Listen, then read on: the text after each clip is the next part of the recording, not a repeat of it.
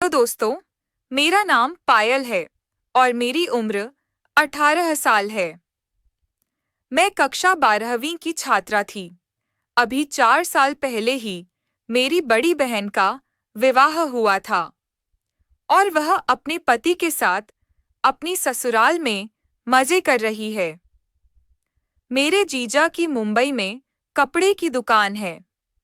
घर में हम दो ही बहनें हैं। जीजा जी आज अपने व्यापार के सिलसिले में गाजियाबाद आए और 3 दिन जीजा जी हमारे यहाँ ही रुकने वाले थे। उन्हें देखकर मैं बड़ी खुश हुई। जीजा जी काफी हैंडसम है और हंसमुख है। यह तो मैं भी जान गई थी जब जीजा जी दीदी को पहली बार देखने आए। चटपटी बातों से उन्होंने दीदी और मुझे हंसा हंसा कर लौट पोट कर डाला था। उनके आ जाने पर मैंने तय कर लिया कि रात को उनसे ढेर सारे किस्से सुनूंगी। खाना खाने के बाद मैंने जीजा जी का बिस्तर एक कमरे में लगा दिया। मैं उनकी हंसी भरी कहानी सुनने के लिए उनके कमरे में आ गई। तब वह एक गाना सुन रहे थे। मुझे छेड़ने के लिए उन्होंने सही गाना चुना था। फिर मैं जाकर उनके पास बिस्तर पर बैठ गई थी। गाना खत्म होने के बाद वह मुझे किसी की कहानी सुनाने लगे। पहला किस्सा ही कुछ इस प्रकार था कि मैं शर्म के मारे पानी पानी हो गई। किस्सा सुनाने के बीच जीजा जी ने मेरा कोमल हाथ अपने हाथों में ले लिया और हल्के से दबाते हुए बोले, कहानी पसंद आई साली जी? मैं जवाब नहीं दे पाई। अपना हाथ छुड़ाकर मैं उनके बिस्तर से उठ खड़ी हुई। मुझे नींद आ रही है। मैंने बहाना बनाया, अरे कहाँ चली? यहीं सो जाओ।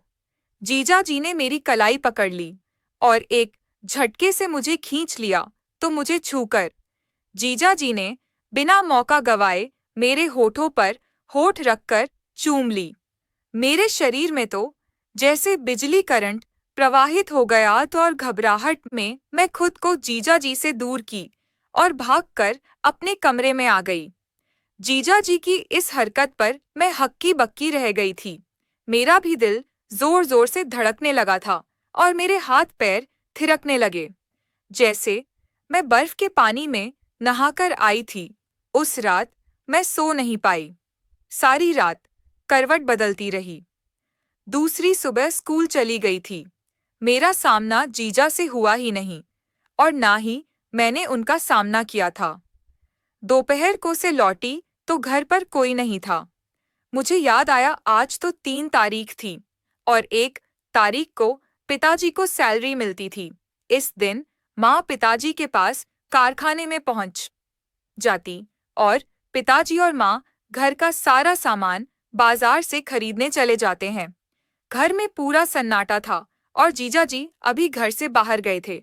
मैंने घर का दरवाज अंद से बंद कर दिया था और अपने स्कूल की ड्रेस उतारने लगी ताकि अगले दिन फिर इमामाल की जा सके।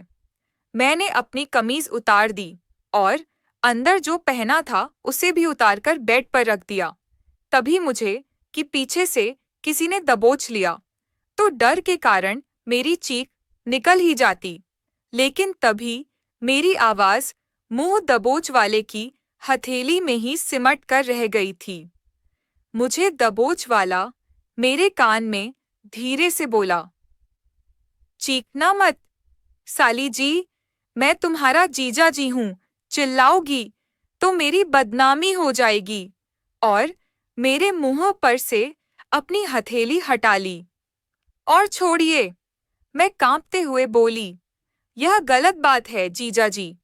जीजा जी बोले, मैं तुम्हारे लिए तभी से तड़प रहा हूँ जिस दिन मैंने तुम्हें पहली बार देखा था। तुम्हारी दीदी से काम का बहाना बनाकर यहाँ सिर्फ तुम्हारे लिए आया हूँ। मुझे कपड़े पहनने दीजिए।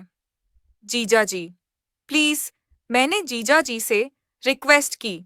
जीजा जी ने कहा, तुम जवानी देखने को तरस रहा हूँ। आज मुझे इस कच्ची कली को जी भर कर देख लेने दो। यह कहते हुए जीजा जी ने मेरे ऊपर हाथ रख दिया और मुझे सहलाने लगे। मेरी सांस उखड़ने लगी और मेरा चेहरा शर्म से लाल हो गया। मुझे शर्म आ रही थी। मेरे हाथ पैर कांप रहे थे। जीजा जी इस तरह सहला रहे थे कि मैं पूरी तरह गर्म होने लगी। दोनों की सांसें तेज हो रही थी।